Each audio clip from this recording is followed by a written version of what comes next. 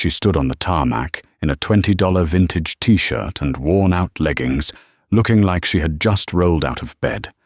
To the arrogant pilot standing guard by the stairs of the $65 million Gulfstream GE9IR, she looked like trash, a nuisance to be removed before the real owner arrived. He didn't just deny her entry, he humiliated her, laughed in her face, and threatened to have her arrested for trespassing. He thought he was protecting his elite clientele. He didn't realize he was blocking the path of the woman who signed his paychecks. By the time he learned the truth, it wouldn't just be his flight that was grounded, it would be his entire life. This is the story of how a pilot judged a book by its cover and got the hardest lesson in karma history. The heat rising off the asphalt at Teterboro Airport was enough to distort the air, creating shimmering mirages across the long stretch of runway. It was a humid Tuesday in July, the kind of day that made clothes stick to skin the moment you stepped outside. For Alana Mercer, the heat was the least of her worries. Her mind was currently processing a merger deal worth $4 billion, a breakdown of a proprietary protein sequence, and the fact that she hadn't slept more than 3 hours in the last 2 days. She sat in the back of a standard Uber X, a Toyota Camry that had seen better days, scroll reading through emails on her cracked iPhone. "This is the spot, miss?" the driver asked, eyeing the security gate of the private airfield with skepticism. "Yes, right here is fine. Thank you," Alana said. Her voice was raspy from overuse.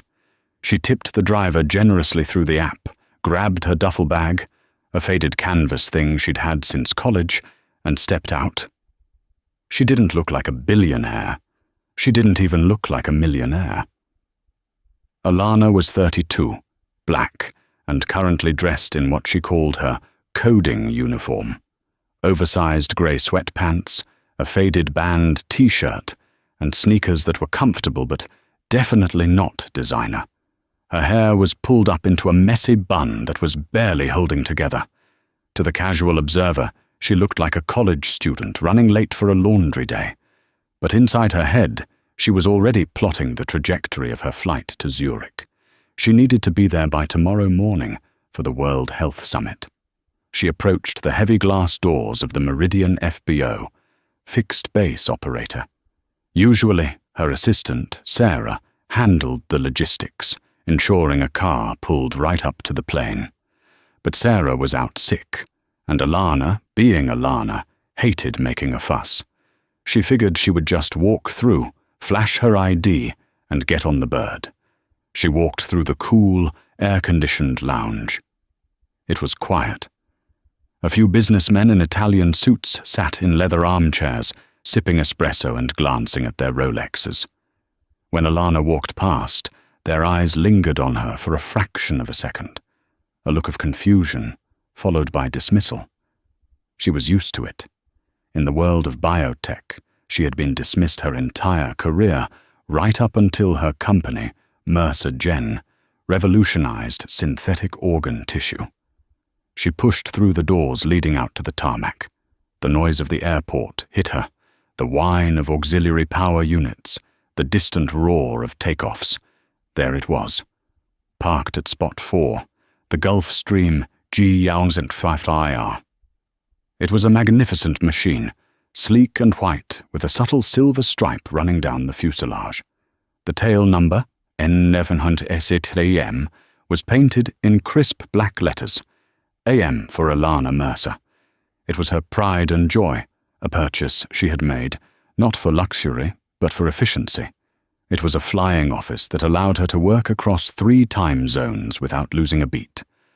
She walked toward the plane, adjusting the strap of her canvas bag on her shoulder. The stairs were already lowered, the handrail gleaming in the sun. Standing at the bottom of the stairs was a man who looked like he had been cast in a movie as the pilot. He was tall, square-jawed, with hair so perfectly gelled it looked bulletproof. His uniform was immaculate, crisp white shirt, black tie, gold epaulets with 4 stripes, and aviator sunglasses that hid his eyes. This was Captain Brock Holloway. Alana had never met him personally. Her usual pilot, Captain Miller, was on paternity leave. The management company, Apex Aviation, had sent Holloway as a substitute. Alana knew his file. He was experienced, with 10,000 flight hours, mostly on heavy jets. What the file didn't mention was his personality.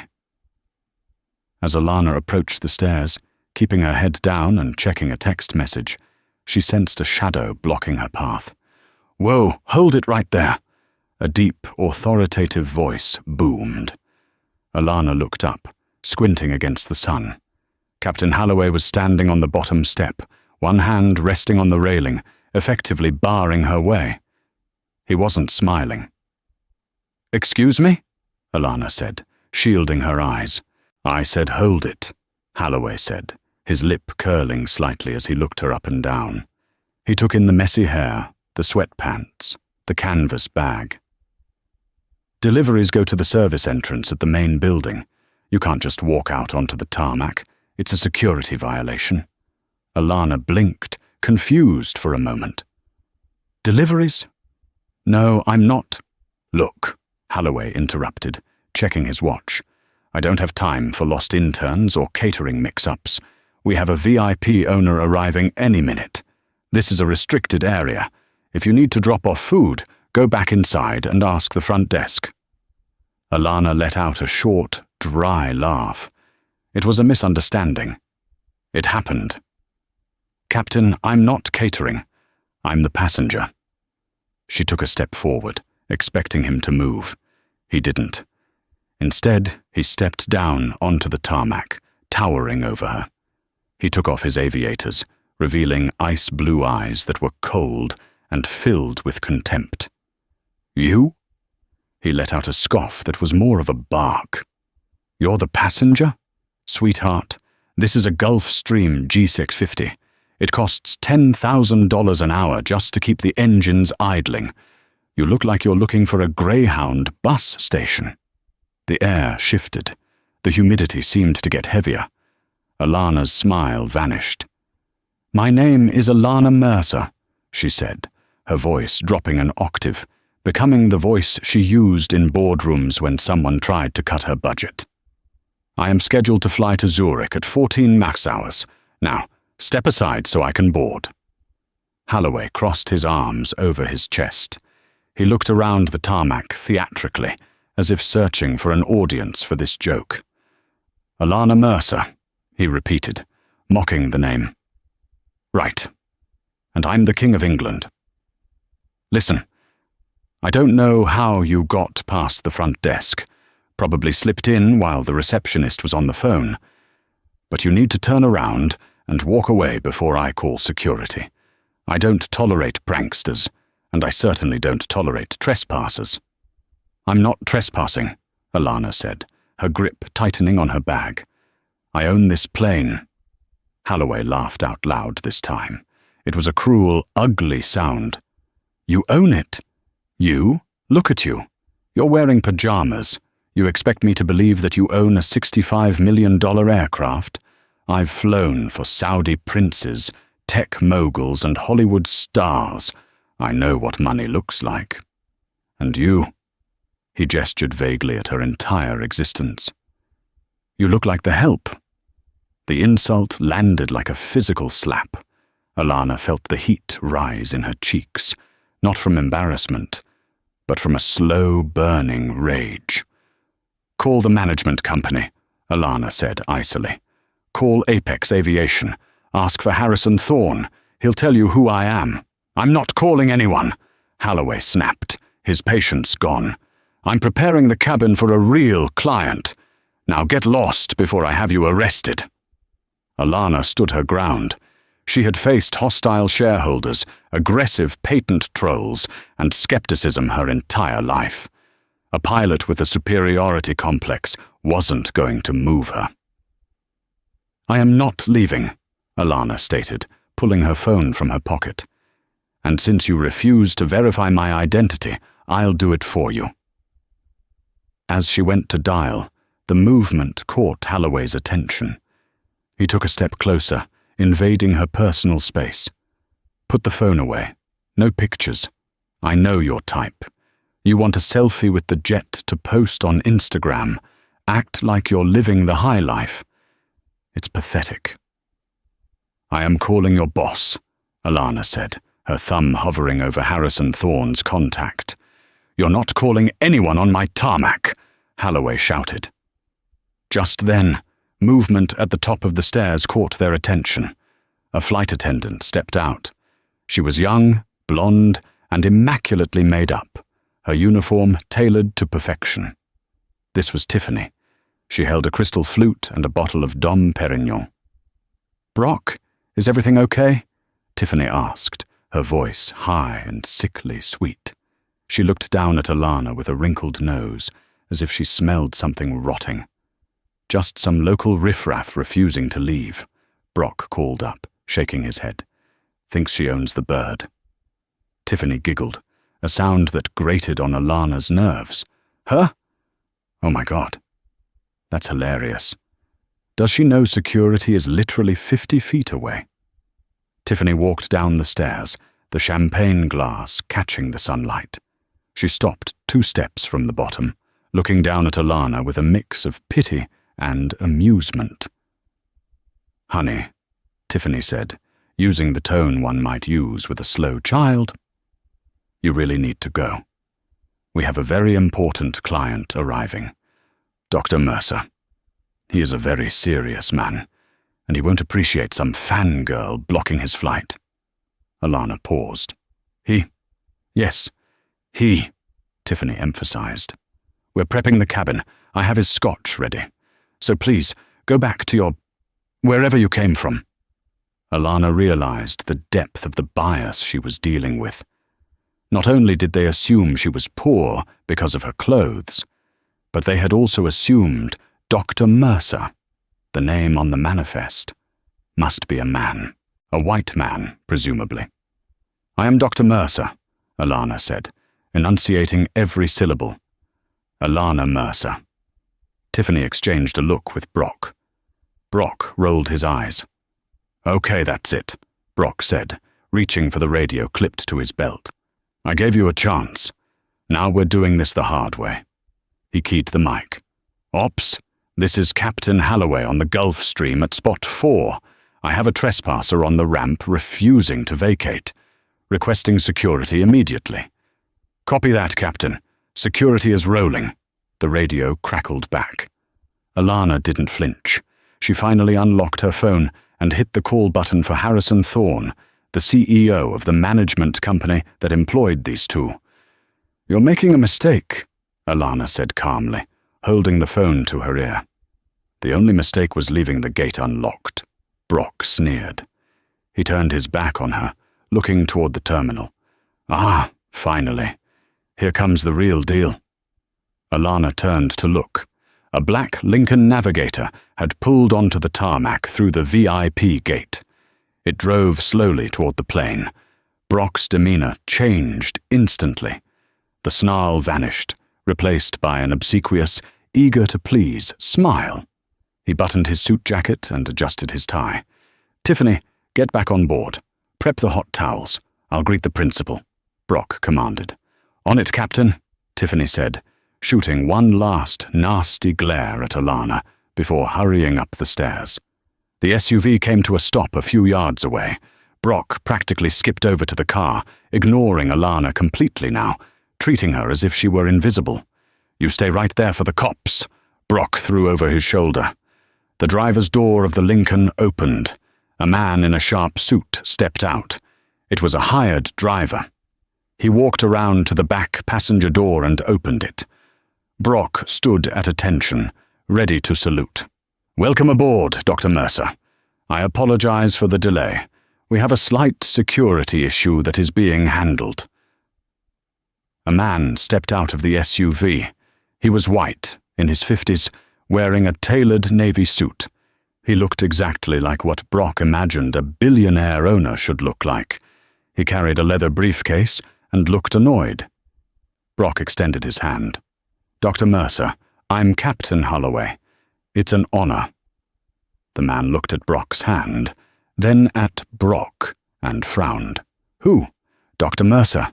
We're ready for departure to Zurich," Brock said, his smile faltering slightly. The man looked confused. "I'm not Dr. Mercer. My name is Paul. I'm the catering manager from Silver Spoon Gourmet." Brock's smile froze. "Catering? But you're in a Lincoln." "Our van broke down," Paul said, wiping sweat from his forehead. "They sent the town car to make sure the caviar didn't spoil. I'm looking for the stewardess, Tiffany. We have the gluten-free requests." Brock blinked. "You're the catering?" "Yes," Paul said. He looked past Brock and saw Alana standing near the stairs, phone to her ear, looking unimpressed. Paul's eyes widened. He recognized her immediately from the cover of Forbes magazine that was currently sitting in the back seat of his car. "Oh, wow," Paul whispered. He stepped past a stunned Brock and walked toward Alana. "Dr. Mercer, my apologies, ma'am. I hope the delay with the food hasn't held you up." Brock spun around, his neck audibly cracking from the speed of the turn. Alana lowered her phone. She looked at Paul, the catering manager, and gave him a warm, genuine smile. "It's no problem, Paul, but I'm afraid I can't board yet. Apparently I'm trespassing." She looked dead at Brock. The color drained from Captain Holloway's face so fast it looked like he was about to faint. The heat of the tarmac seemed to multiply. Wait, you," Brock stammered, pointing a shaking finger between Paul and Alana. "Dr. Mercer?" Brock squeaked. "That's me," Alana said, "but you can call me the riffraff." Just then, a siren wailed. An airport security vehicle screeched to a halt next to the plane. Two burly officers stepped out, hands on their belts. "Is this the individual, Captain?" the lead officer asked, gesturing to Alana. Brock opened his mouth, but no sound came out. He was drowning, and the water was rising fast. The security vehicle's lights flashed silently, rotating red and blue against the bright white fuselage of the Gulf Stream. The two officers, Officer Davis and Officer Kowalski, approached with the weary determination of men who spent their days breaking up luggage disputes and chasing paparazzi. But a trespasser on the tarmac was a higher tier of threat. Officer Davis, the senior of the two, placed a hand near his belt, his eyes locked on Alana. "Ma'am, I need you to step away from the aircraft and place your bag on the ground. Slowly." Alana didn't move. She didn't drop her bag. She simply watched Brock Holloway. Brock was currently undergoing a biological meltdown. His face had gone from a confident tan to a sickly, paste-like grey. He was staring at Paul, the catering manager, who was looking back at him with wide, terrified eyes. The realization of what Paul had said, Dr. Mercer, was firing through Brock's synapses, but his vocal cords seemed paralyzed. "Officer," Alana said, her voice calm but laced with steel, "there is no need for that. I have identification right here." "Drop the bag, ma'am," Davis barked, stepping closer. "Captain Holloway reported a security breach. We don't take chances with private aircraft." At that moment, Tiffany, the flight attendant, came clattering down the stairs again. She had missed the interaction with Paul, having gone back inside to check the ice supply. She saw the police and beamed with vindictive delight. "Finally!" Tiffany shouted, pointing a manicured finger at Alana. "Get her out of here. She's been harassing us for 20 minutes. She refused to leave when the captain gave her a direct order. She's probably dangerous." Brock flinched as if he'd been electrocuted. "Tiffany, shut up!" he hissed, his voice a strangled whisper. Tiffany blinked, confused. "What?" "Brock, I'm helping you. Officer, she threatened us. She said she was going to call her people. She's delusional. Take her to jail." Officer Kowalski moved in, reaching for Alana's arm. "Okay, miss, you're coming with us. We can sort out your delusions at the station." "Don't touch me," Alana snapped. The authority in her voice stopped Kowalski mid-reach. It wasn't a scream. It was a command. If you touch me, you will be answering to the Port Authority Commissioner, who happens to be a personal friend of mine. Now look at the captain. All eyes turned to Brock. Brock was sweating profusely now. He looked like a man standing on a trap door with the rope around his neck. "Captain Holloway," Alana said, tilting her head, "would you like to explain to the officers who I am? Or should I let Paul do it again?" Officer Davis looked at the pilot. He knew Brock. He knew the type, arrogant, sure, but usually reliable. But right now, the pilot looked like he was about to vomit.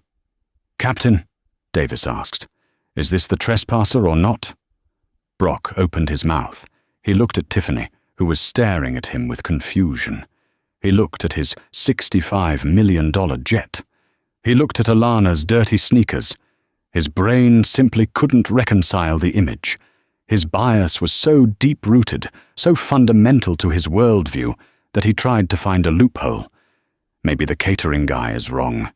Maybe she's a con artist who tricked the catering company. She doesn't have a manifest," Brock stammered, trying to salvage a shred of his authority. I don't have her on my list. She showed up in an Uber. She looks like..." He gestured weakly at her clothes.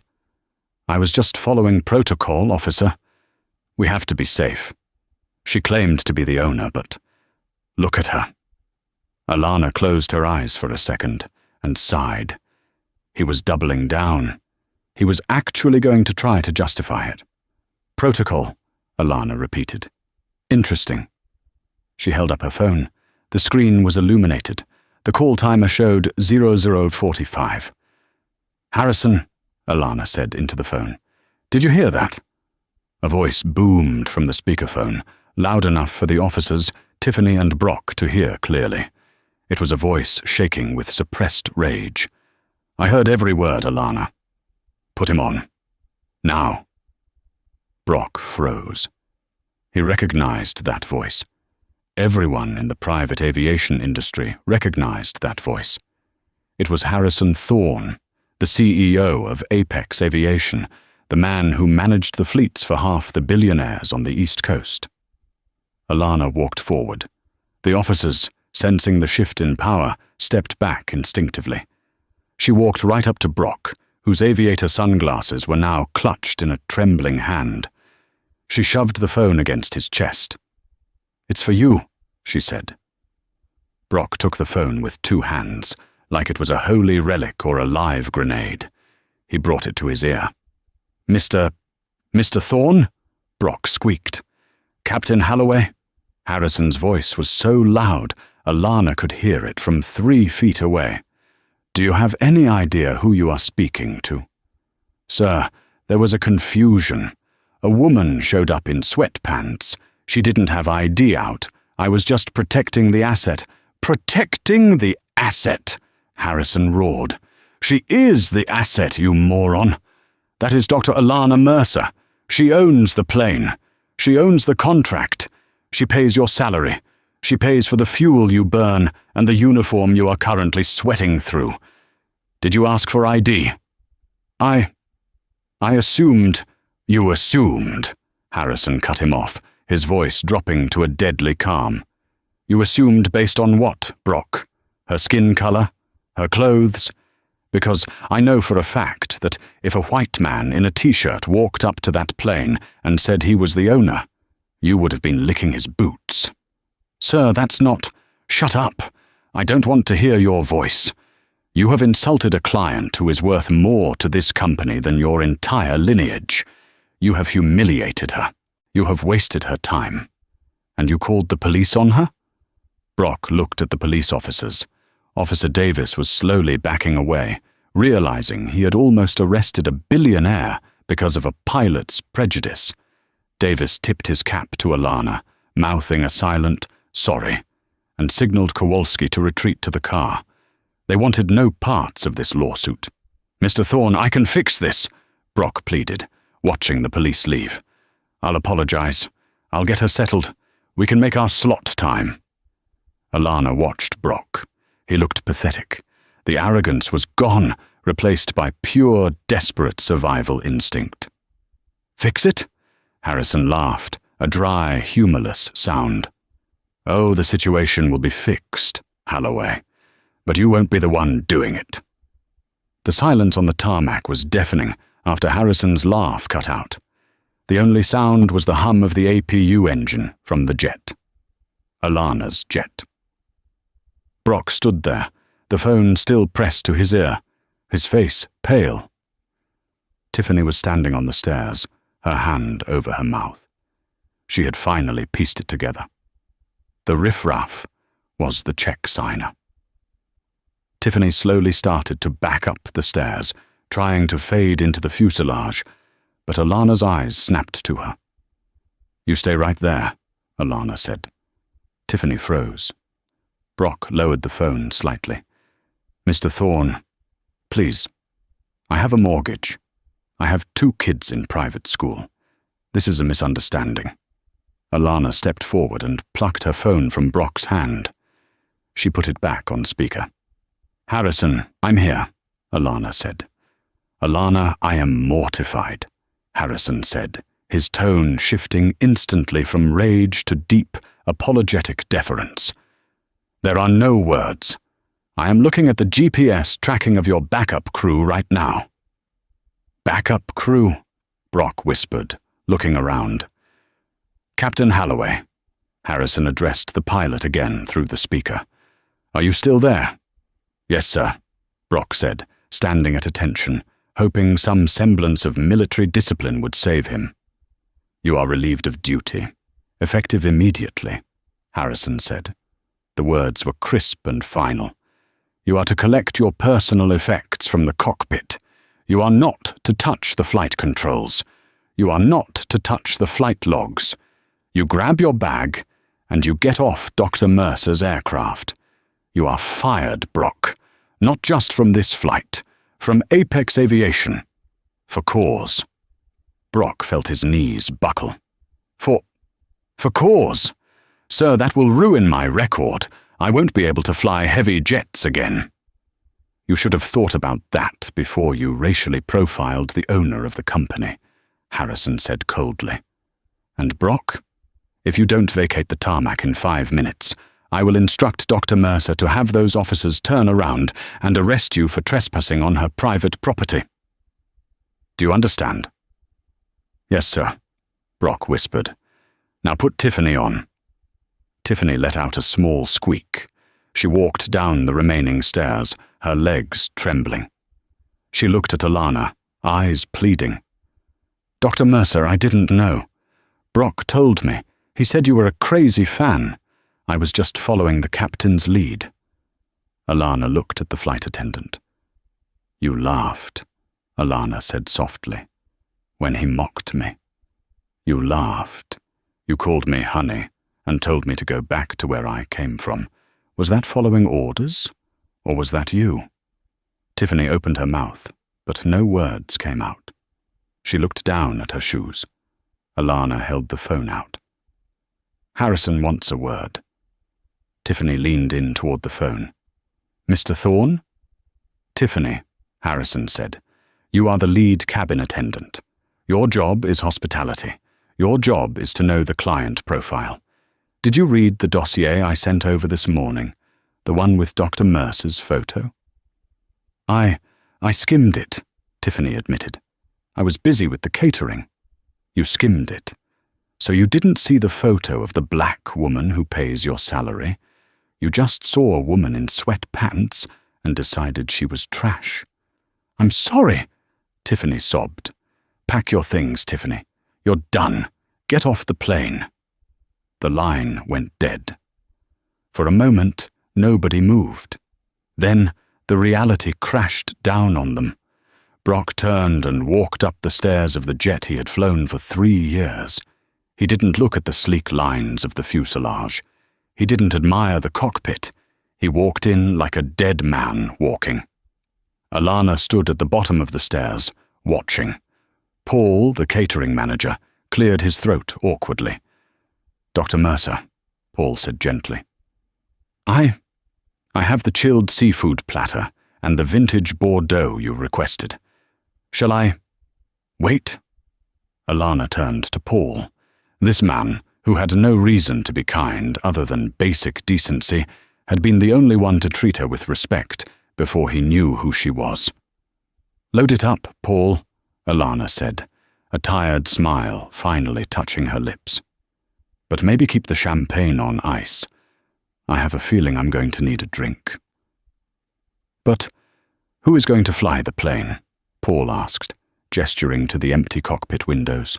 As if on cue, a black sedan tore across the tarmac, bypassing the security gate, which had been remotely opened by Apex Ops. It screeched to a halt next to the Lincoln Navigator. The door flew open, and a woman stepped out. She was in her late 40s, wearing a flight suit that was slightly unzipped at the top, revealing a t-shirt underneath. She had a headset around her neck and looked like she had just run a marathon. This was Captain Sarah Jenkins, the chief pilot for Apex. She didn't even look at the plane. She walked straight to Alana. "Dr. Mercer," Sarah panted, brushing a stray lock of hair from her face. "Harrison called me 8 minutes ago. I was doing a simulator check ride 3 hangars down. I sprinted." Alana laughed. "You sprinted?" "I would have flown here on a broomstick if I had to," Sarah said, straightening her jacket. "I heard what happened. I am so incredibly sorry. Harrison is preparing the formal apology, but let me say it personally. That man, he doesn't represent us." Just then, Brock emerged from the plane. He was carrying his flight bag and his jacket. He had stripped off his epaulettes, the 4 gold stripes of a captain, and stuffed them in his pocket. He looked smaller, deflated. Tiffany followed him, dragging her roller bag, her mascara running down her cheeks. They had to walk past Alana and Captain Jenkins to get to the gate. Captain Jenkins stepped aside, her face hard as stone, refusing to even acknowledge Brock's existence. Brock stopped in front of Alana. The heat of the day was at its peak, but he was shivering. He looked at her, really looked at her. For the first time, he saw the intelligence in her eyes, the strength in her posture. He saw the woman he had dismissed. "Dr. Mercer," Brock rasped. "Save it," Alana said. She didn't yell. She didn't curse. She just looked at him with absolute indifference. "You didn't see me when I walked up these stairs, Captain. So I don't see you now. Goodbye." She turned her back on him. It was the ultimate dismissal. She denied him the grace of forgiveness, and she denied him the satisfaction of an argument. She simply erased him from her world. Brock hung his head and began the long, humiliating walk across the scorching tarmac toward the security gate, where he would have to wait for an Uber X, likely a Toyota Camry, to pick him up. Alana turned to Captain Jenkins. "Sarah, can we make Zurich by morning?" Sarah grinned, a shark-like smile of professional competence. "Dr. Mercer, wheels up in 10. I'll do the pre-flight myself. Welcome aboard." Alana finally walked up the stairs of her jet. She reached the top, turned, and looked out over the airport. She saw Brock and Tiffany shrinking in the distance, 2 small figures in a world that had moved on without them. She stepped inside the cool, leather-scented cabin. But the story wasn't over. Alana Mercer wasn't just a billionaire. She was a scientist. And scientists know that every action has a reaction. Brock Holloway had lost his job, but he hadn't yet learned his lesson. And Alana had a feeling that fate, and perhaps a little bit of influence, was about to teach him that the ground is a much harder place to live than the sky. The ride from Teterboro Airport to Brock Holloway's colonial-style home in Upper Saddle River, New Jersey, was usually a 40-minute drive of triumph. Usually, he would be driving his leased Porsche 911, listening to investment podcasts, feeling the high of a job that paid him $250,000 a year, to travel the world. Today, he was in the back of a Honda Civic, that smelled faintly of stale French fries. The Uber driver, a chatty man named Gary, kept trying to make conversation about the humidity. Brock stared out the window, his phone clutched in his hand like a lifeline. He had already tried calling 3 of his contacts, chief pilots at other charter companies. 2 went straight to voicemail. 1 answered, listened for 10 seconds and said, "Brock, I heard. Don't call me again," before hanging up. News in the world of Part 135. Charter aviation travels faster than a jet stream. When the Uber pulled up to his driveway, Brock felt a knot of nausea tighten in his stomach. His house was beautiful. Manicured lawn, 3-car garage, a pool in the back. It was also leveraged to the hilt. Brock lived by the philosophy of spend it to make it. He believed looking rich was the key to staying rich. He walked through the front door. "Honey, you're home early." His wife, Jessica, walked into the foyer. She was dressed in tennis whites, holding a racket. She looked perfect, the ideal pilot's wife for the country club set. "I thought you were doing the Zurich overnight. Did the plane have a mechanical?" Brock dropped his flight bag on the marble floor. It made a heavy, final thud. "I got bumped," Brock lied. It was a reflex.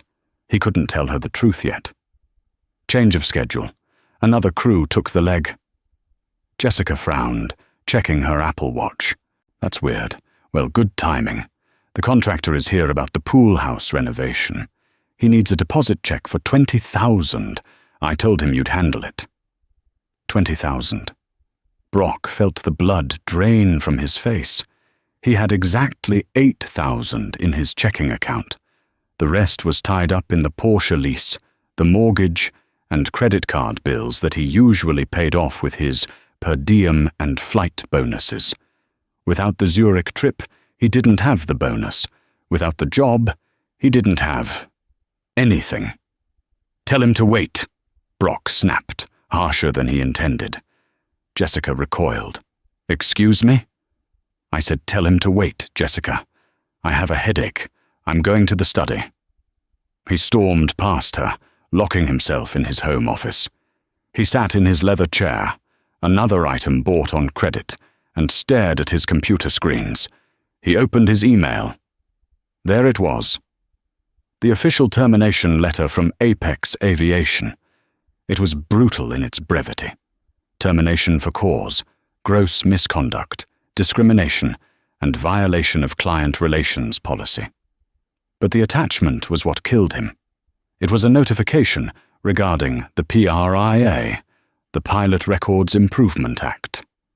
In the United States, when a pilot applies for a new job, the new airline is legally required to request their records from previous employers.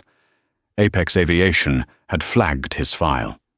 They hadn't just fired him, they had put a scarlet letter on his career. His phone buzzed. It was Tiffany. He didn't want to answer, but he needed to know if she had gone down too. He swiped accept. "You ruined my life," Tiffany screamed into the phone. She was hysterical. "They fired me, Brock. They fired me right there on the curb. Harrison Thorne told me I'm blacklisted from every VIP charter in the tri-state area." "Tiffany, calm down. Don't tell me to calm down. You said she was nobody. You said she was a fan. I laughed at her because of you. I have rent due, Brock. I have a car payment. What am I supposed to do?" "I don't know, Tiffany. I lost my job too," Brock shouted back. "Good," she shrieked. "I hope you lose everything. I'm telling everyone what you did. I'm going on Twitter. I'm going on TikTok. I'm not taking the fall for your racism, you jerk." The line clicked dead. Brock stared at the phone. TikTok. His heart stopped. He opened the social media app on his phone. He didn't use it much, but he knew how it worked. He searched for the Hansa private jet. It was already there. The video had been taken from inside the terminal building, through the glass. The audio was muffled, but clear enough. You could see Brock towering over Alana. You could see his aggressive stance. You could see him point at the security gate. But the caption was what made his hands shake. Airport Insider. Shocking scene at Teterboro today. Gulfstream pilot denies boarding to the owner of the jet because she's black. Security called. Police arrive. Turns out the trespasser is biotech mogul, Dr. Alana Mercer. Pilot fired instantly. Dashat karma, racism, ash aviation.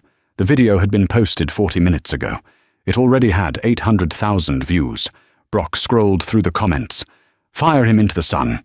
Name and shame. Who is he? Imagine having a G650 and being treated like that. She handled it with class.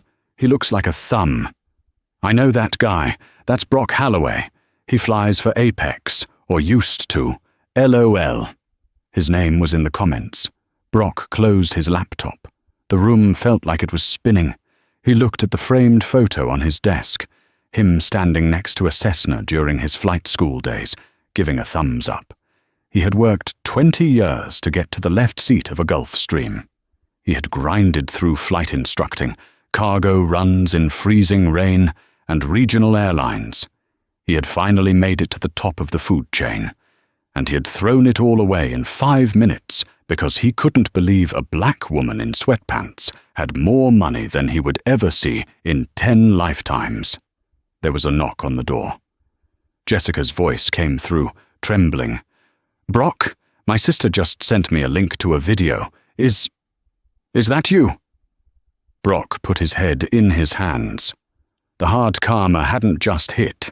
It had run him over, backed up, and parked on top of him. The fall from grace is rarely a straight line. It's a series of painful bumps, each one stripping away another layer of dignity. For Brock Holloway, the first month was denial. He thought the internet mob would move on. He thought Apex would cool off. He thought his skills as a pilot, which were objectively good, would save him. The second month was anger. Jessica left him. She didn't leave solely because of the job loss, but the public humiliation was too much for her social standing. When the foreclosure notice for the house arrived, she packed her bags and went to her mother's. She took the dog.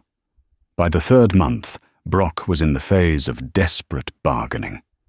He sat in the plastic chair of a waiting room in a run-down office building near Newark Airport. The sign on the wall said, Blue Sky Logistics. It was a third-tier cargo outfit that flew 40-year-old planes carrying auto parts and hazardous materials in the middle of the night.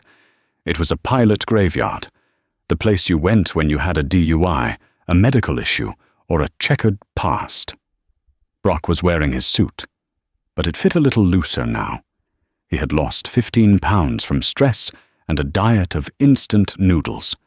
He had sold the Porsche. He was driving a 10-year-old Ford Focus he bought off Craigslist. He was living in a studio apartment in a bad part of Jersey City. Holloway, a voice called out. Brock stood up, smoothing his tie. Yes, that's me. A man in a grease-stained polo shirt beckoned him into a cluttered office. This was the chief pilot of Blue Sky, a man named Henderson who looked like he hadn't slept in a week. Sit, Henderson grunted. He had Brock's resume on the desk. It was marked up with red pen. Thanks for seeing me, Mr. Henderson, Brock said, trying to project the confidence of a Gulfstream captain. As you can see, I have 10,000 hours, 5,000 jet pics, pilot in command. I'm typed on the GX450, the Global Express, and the Challenger. Henderson didn't look up. He was chewing on a toothpick. Yeah, I see that. Impressive paper. Overqualified for us. We fly rusted metal tubes, not flying palaces. No flight attendants. No catering. No bathroom unless you count a bucket. I just want to fly, Brock said, his voice tight. I miss the air. Uh-huh, Henderson said. He finally looked up. His eyes were sharp. So why isn't a guy with a G650 type rating flying billionaires to the Riviera? Why are you here begging to fly rubber dog poop to Cleveland at 3 a.m? Brock swallowed. He had rehearsed this. There was a disagreement with management at my last company, a personality conflict. Henderson laughed. It was a dry, raspy wheeze. A personality conflict. Is that what we're calling it now? Henderson spun his computer monitor around. On the screen was the viral video. It had 12 million views now. "You're famous, Holloway," Henderson said. "My niece showed me this. The racist pilot, she calls you." Brock felt the heat rise in his neck. "That video is out of context. I was following security protocols. I didn't know who she was." "See, that's the problem," Henderson said, leaning back. "It's not that you made a mistake. We all make mistakes. It's that you have bad judgment. In aviation, judgment is everything. If you can't look at a situation and assess it correctly because you're too busy judging a book by its cover, you're dangerous in the cockpit." "I am a safe pilot," Brock insisted. "Check my safety record, 0 incidents." "Safety isn't just about sticking the landing, Brock," Henderson said. "It's about crew resource management. It's about respect. We have a diverse crew here. My lead mechanic is a black woman. My dispatcher is Latino. You think I'm going to bring a guy like you in here? You'd be a cancer to the culture." "I need a job," Brock pleaded, his pride completely gone. "I'm losing my apartment. I'll fly the night shift. I'll take the lowest pay grade. Please." Henderson looked at him. For a second, Brock thought he saw sympathy. "I can't do it, Brock," Henderson said, shaking his head. "Our insurance carrier specifically flagged you. They saw the PRIA report from Apex. Gross misconduct. If I hire you, my premiums go up 40%. You're uninsurable." The word hung in the air like a death sentence. Uninsurable. If you can't be insured, you can't fly. Period. Brock stood up. His legs felt heavy. "So, that's it? My career is over?" "Looks like it," Henderson said, turning back to his paperwork. "Maybe try trucking. I hear they're hiring, but you might want to check if they have YouTube." Brock walked out of the office, past the line of other desperate pilots. He walked out into the grey, drizzly afternoon of the Newark Industrial Park. He got into his rusted Ford Focus. He put the key in the ignition, but he didn't turn it. He just sat there, listening to the rain hit the roof. He thought about Alana Mercer. He thought about how she had looked that day, calm, composed, unbothered. She hadn't destroyed him. She had just held up a mirror, and he had destroyed himself by refusing to look at what was reflected. His phone buzzed. It was a notification from his bank. Alert. Insufficient funds for transaction. Netflix.com. $15.98. He couldn't even afford to distract himself from his own misery. He started the car and drove toward the exit. As he waited at a red light, a billboard caught his eye. It was a massive digital advertisement for Mercer Gen, Alana's company. The ad featured a diverse group of young scientists working in a futuristic lab. The slogan, written in bold, clean letters, read, "The future is bright, for those who see it clearly." Brock stared at the billboard until the light turned green. The car behind him honked. It was a garbage truck. Brock pulled over to let the truck pass. As it rumbled by, the driver, a black man in a high-visibility vest, gave him a friendly wave. Brock didn't wave back. He just stared at the steering wheel, realizing that the man driving the garbage truck had more job security, more respect, and a better future than he did. The karma wasn't done yet. He still had to go home to an empty apartment and figure out how to pay for electricity.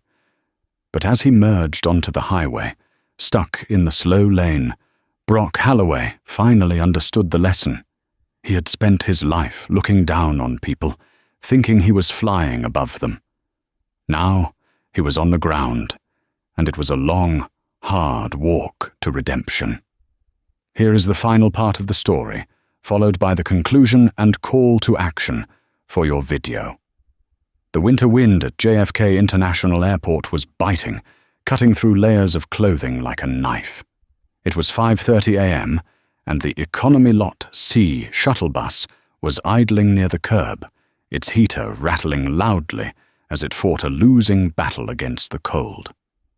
Behind the wheel sat a man in a polyester blue jacket with a generic patch that read Airport Transport Services. His hair was greying at the temples now, the gel long gone. He looked tired, worn down by years of double shifts and minimum wage. It was Brock Halloway. He wasn't flying. He hadn't touched the controls of an aircraft since that day at Teterboro. The uninsurable flag on his record had followed him like a ghost.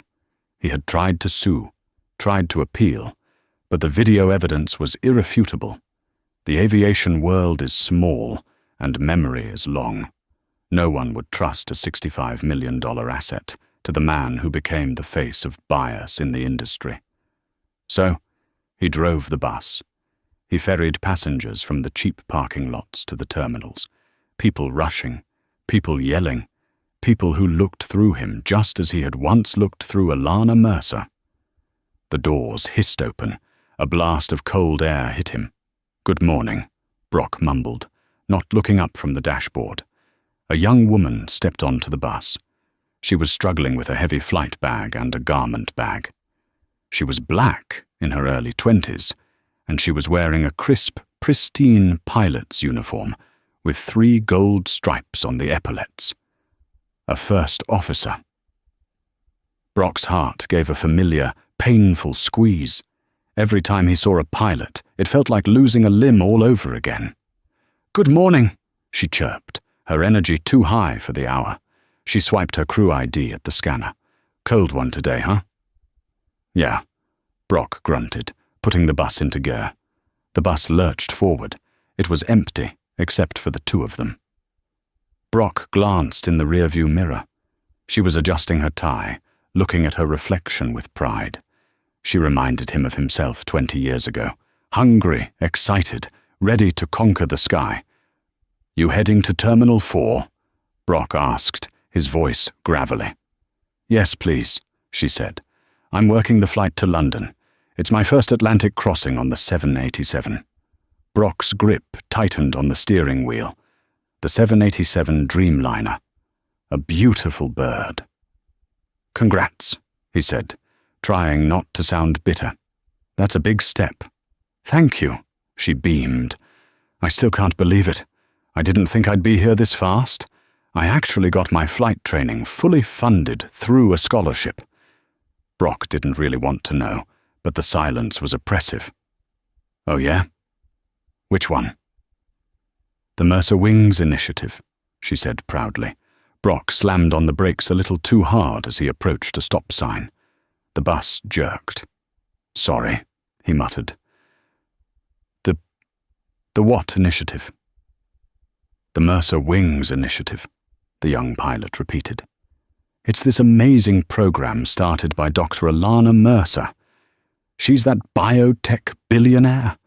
Apparently, a few years ago, she had this awful experience with some racist pilot who wouldn't let her on her own jet. She decided to use her money to flood the industry with diverse pilots, so that would never happen again." Brock felt the blood drain from his face. The air in the bus suddenly felt very thin. "Is that right?" Brock whispered. "Yeah," the young pilot continued, oblivious to the driver's distress. "They say the guy got fired and blacklisted. Dr. Mercer took the money she would have spent on that charter contract and built a flight school instead. So in a way, I guess I should thank that jerk. Because of his ignorance, I got my wings." She laughed. It was a light, happy sound. Brock stared out the windshield at the grey tarmac. The irony wasn't just heavy, it was crushing. Alana Mercer hadn't just fired him, she had replaced him. She had taken his act of hate and turned it into an engine for the very progress he had tried to block. He was driving the bus for the people who were taking his seat in the sky. "Yeah," Brock said, his voice hollow. "I guess you should thank him." They arrived at Terminal 4. Brock pulled the bus to the curb and opened the doors. The young pilot grabbed her bag. "Thanks for the ride. Stay warm out there." "You too," Brock said. "Fly safe." She hopped off the bus, walking with purpose toward the crew entry doors. Brock watched her go. Just as he was about to close the doors, a roar filled the sky. Brock leaned forward against the steering wheel, looking up through the glass. A sleek white Gulfstream G650ER was banking sharply into the sunrise, climbing out of Teterboro across the river, streaking over JFK on its way to Europe. The sun caught the silver stripe on the fuselage. He knew that tail number. Nelvan HTM. Alana was up there. She was flying at 45,000 feet, sipping coffee, changing the world, completely unaware that the man who had tried to ground her was currently driving a shuttle bus below her, watching her contrail fade into the clouds. Brock watched until the plane was just a speck. He let out a long, shaky breath. The anger was gone. The bargaining was gone. All that was left was the cold reality of the ground. He reached over and pulled the lever to close the doors. He checked his mirrors, put the bus back in drive, and merged back into traffic, circling the drain of the airport loop, right where he belonged. Alana Mercer proved that the best revenge isn't screaming or fighting. It's succeeding so loudly that your haters become irrelevant. She didn't just win the argument. She changed the game, turning a moment of disrespect into a legacy of opportunity for others. As for Brock, he learned the hardest lesson of all. When you try to hold others down, you are the one who ends up stuck on the ground. If you enjoyed this story of instant karma and ultimate justice, please smash that like button. It really helps the channel grow. Have you ever been judged by your appearance? Let me know your story in the comments below. I read every single one.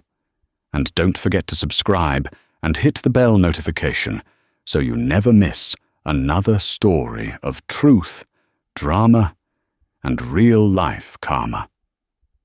Thanks for watching. And remember, never judge a book by its cover. You never know who you're talking to.